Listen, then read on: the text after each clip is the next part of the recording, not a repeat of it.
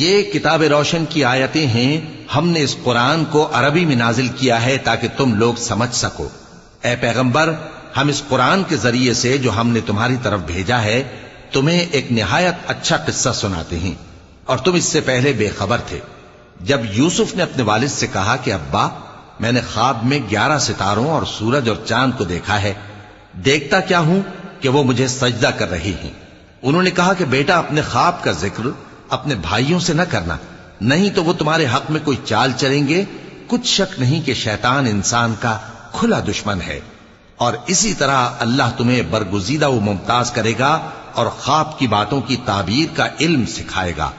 اور جس طرح اس نے اپنی نعمت پہلے تمہارے دادا پر دادا ابراہیم اور اسحاق پر پوری کی تھی، اسی طرح تم پر اور اولاد یعقوب پر پوری کرے گا۔ بے شک تمہارا پروردگار سب کچھ جاننے والا ہے، حکمت والا ہے۔